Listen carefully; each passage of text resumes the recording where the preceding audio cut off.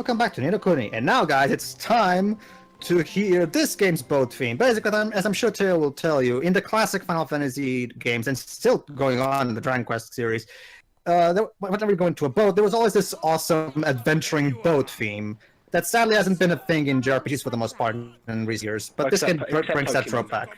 Well, okay, fine, aside from Pokemon. But even then, the boat themes in Pokemon are very different in the style that old JRPGs go for, so I still would argue that, but yeah, you'll see. The favorite Gen 3s, by the way. Oh, yeah, right. Yeah, this is clearly a throwback to the kind of boat theme you would hear in the NES Final Fantasy games. This is gonna be fun. Nothing like boating on the Swansea Canal. Oh, a pirate's life is a wonderful life. For rolling over the sea, you can spot I actually went to that museum that's right near that canal, actually. Oh. It's nice. Alright, into the sea we go. So yeah, just like in a traditional JRPG, now we have this boat at our disposal to control and just roll around the sea, which means now we have a total new amount of islands that we can visit. Yep. In fact, I would recommend those who are hold on, actually there's going to be a cutscene, so I'll tell you that. Shadar, are you struggling? Huh. And he spoke so highly of himself. Yeah, look at him trying to get things done. We just sit on our chairs and mock. Wait a minute. I fear that executor may be a trifle toothless. Perhaps he forgot his orders.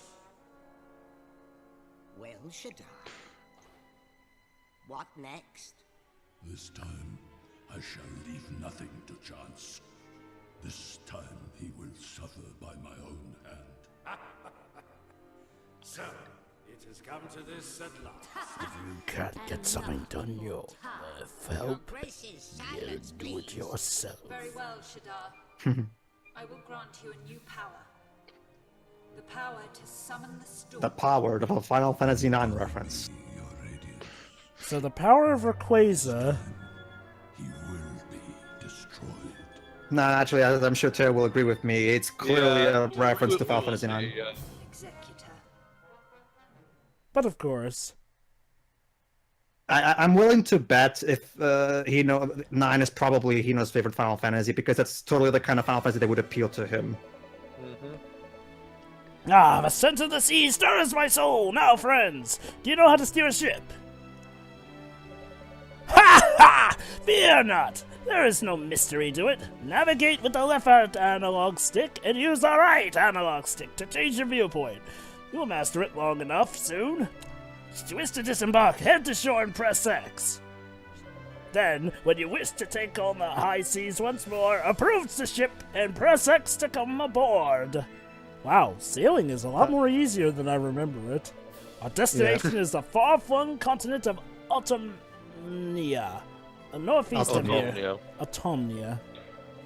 If you wish to lose your bearings on the open ocean, the world map will suffice. Press R1 whilst aboard the Sea Cow to consult it. When you're not aboard the ship, meanwhile, press R1 to open the local map, then press triangle. Captain Jova, you said if you wish to lose your way, do you say people want to get lost? Well, I think I said lose your way to something. Something you'd want to lose, I'm sure. Captain Jova, you really need to improve your vocabulary, So yeah, now that we have the boat, we can actually veer off quite on the path and explore some islands that can lead to some awesome discoveries. Like, for example, I'm about to show you guys what is the best way of grinding right now. But first, I'm actually going to go in here, I think, because there's actually a side quest that I think I show, if I remember correctly. Yeah, I do, yeah. Oh, is that what I think you're going to... No, the tacos are later in the video. The what? Tacos? Tacos. Basically, there's this moth that's clearly inspired by Totoro. That's basically this game's equivalent of metal slimes. I was about to say, are we about AKA monsters that are big experience, big sources of XP. I remember those, and how fitting that they're named after one of your favorite foods, too. But it's tacos, T-O-K-O. Sounds like you said no. tacos. I typed it. It sounds like Yeah. tacos, though. You get the idea, right? All right, let's. What we're doing here was trying to get a specific thing for a side quest that I'm going to be showing because it's actually kind of cool. Oh, look at that! This monster is feeling brave, isn't he? But not too fast. Gotcha. Thank you, Mini Apollo. We can do this. All right. Yeah, in this universe, Apollo is a tiny little midget. That's not racist. All right. So yeah, now this is what we can do. We can use R1 and R1 to switch between the three party members. So let's check. So let's test out Swaine's familiar. So yeah, as you can see, he's quite physically powerful. Except for, like Theo said, his accuracy is that's the trade-off is that his accuracy is not very good, like Theo said. Yeah. But when he does hit, it's pretty much like the one-hit KO moves in Pokemon, where they pack a lot of punch, but to make up for it, the accuracy is not that high. There we go. And off screen, I also get him a Babana bunch monster. Call him Skinny for any sake. All right, so what's this? Yeah, crab. There's a crab here. Oh, that's a crab's fan in it. Use that spell of yours on him to see what it's got. Good Okay, idea, basically, Mr. remember Drippy. that the Khalifa gave us the nature tongue spell, which will also talk to animals. So let's use it. So this is how Luke does it.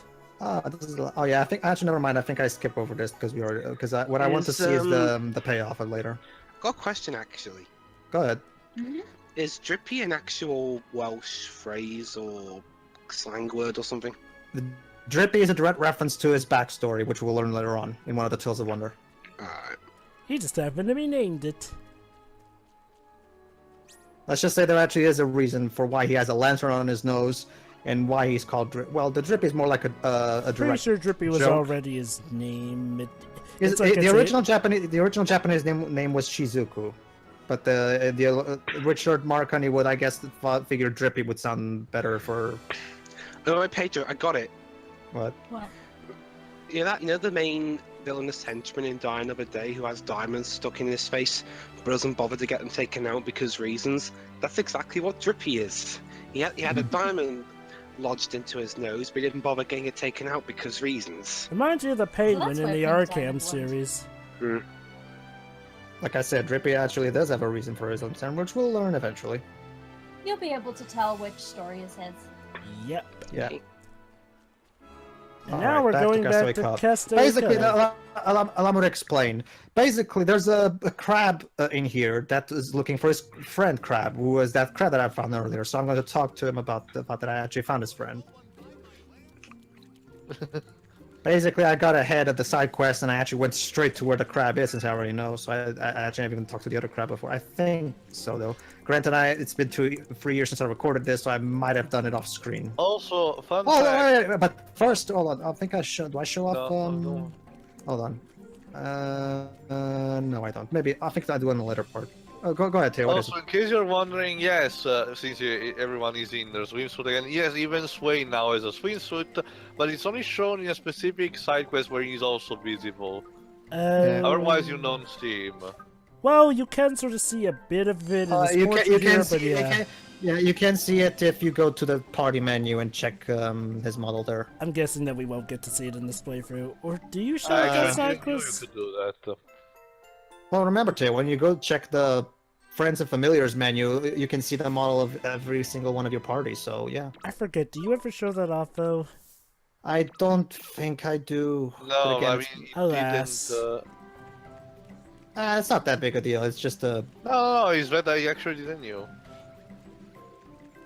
Now, Well, why now do you you have to know. go all the way? And No, knowing he is- loved the battle. Yeah, I will actually, admit, true. it is a bit strange so that you can't land back at the Castaway Cove port itself. I mean, that's a bit... No, you odd. can. He just did a different way. You can actually. I think it's triangle, if I remember correctly, that you Yeah. work at ports. Oh, well, I get that by Mako. I guess it was weird that you stopped at the beach and then went a way around think- in the I- overworld. I guess you prefer that way. Yeah, I think again it's been 3 years, so I don't remember what my thought process was at the time. I forget. Oh, did you like record the entire thing in one bulk and then like eventually upload each one, or I forget because like this one's in 2000 it's been 3 years, Joe. I don't know. I don't remember. or 2 according to this upload date, which is why I'm wondering if it got re-uploaded here. Wow. It's a lot. No, it Joe, was a you long just- ass time ago. It just took a bit of time, remember, because this was one of our projects without Dweebs, so we couldn't do it, constantly. We needed a bit of time, and we were also alternating it between Final Fantasy 13. Indeed. And now we get to do the game that Blue Dragon. We get the game that this is the game that Blue Dragon should have been, and now we're going to eventually get to the game the piece of crap that Blue Dragon actually is. Yay! Yay! AKA the knife in the wound for people like me and Teo. And again, well, except in that case, you played at least so far. Don't worry, you're not. Don't, trust me, Teo. Playing that game would break your heart. Don't even Probably. bother. It's Like, in I'm times not like even- this that I the wonder moment, if it pays to yeah, not sure, be sure, that big sure, a veteran. The thing is, it's just the thing is, Teo. Remember that Maru clip that I showed you? He made you go fuck this. Yeah. Like, I was already feeling kind of down about how mediocre the game was, but when I got to that scene, that's where I literally realized, oh my god, why Sakaguchi-san? It's a shame because I normally enjoy over-the-top voice acting, but god damn it. Wait, they Everyone managed to was- screw up. Basically, over the top Joe, to give you an idea, Maru, aka the comedy relief character of that game, is voiced by the actress who now plays Styx, actually. Yeah, And she's pretty good. she does use her Styx voice, except she high pitches it up so much that it's so ear-grating. Ugh. I'm gonna chalk that up to bad voice direction. No, it is.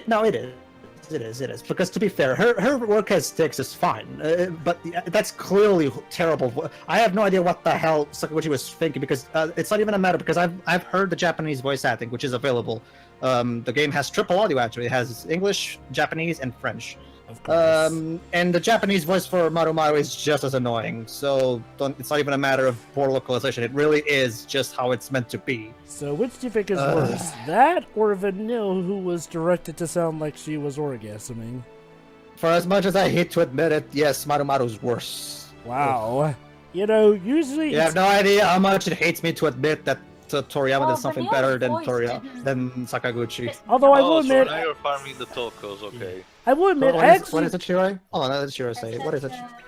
All I said was Vanille's voice at least didn't piss me off. true. I mean, I'll agree. It was Vanille herself that pissed me off. Yeah, Yeah. actually, I agree. to be I fair, her actually, high-pitched squeals did piss me off. Like the moments where she goes, honestly, I just found those unbelievably funny. But yeah, I'll admit, overall, I liked her voice. Whose voice? Vanille.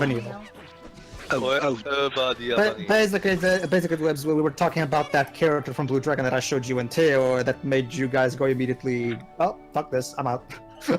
Oh, I can only imagine what Dwibs' reaction must have been. Well, yeah, Dwebs, of course. If Teo has the low tolerance, more or less. Oh, and there we go. I just jump cut and look at that. There's Toko right there. So we're going to show the Toko. This is one of the rare monsters. The thing is about this monster is incredibly fast. So try your best to not let him see you, because if he sees you and starts running away, because he always runs away, regardless of your level, you won't be able to get him because he's way too fast. So, and since I don't have the Veil spell yet, I can't make myself confused. Make sure you. There we go. Got them. There's Toko. Oh, with just 1k. And in case you're wondering, this island is also good for farming, in case you missed your the previous forms of these initial familiars.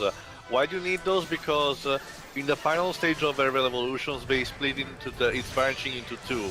So if you want to get completionism in terms of familiar, you need to get 2 versions of the base familiar and evolve them in different ways, basically. Well, okay, and also, at the moment you meet a Toko in battle, immediately go for him and kill him, because he will try to run away from the battle. And look at how much XP I got for this. There you go. Jesus. A lot of it. Yeah. So basically, what you're going to be seeing in between this part and the next part is me off-screen grinding with Tokos, and I will be showing the results at the beginning. So, but of course, the trade-off for how much XP this monster gives is that, like I said, you have to really make sure he doesn't see you, otherwise he'll run away, and you might not be able to get to him. And when you do meet him in battle, you have to kill him immediately because he will try to run away. So basically, it's patience being rewarded overall. yeah. So I wouldn't. So I'd fail at this then. Not really. Actually, Dubes, you might excel at this because patience is, well, okay. When looking for him, patience is key, but when fighting him, screw patience. Anyway, see you for the next part. See you See then. you, everybody.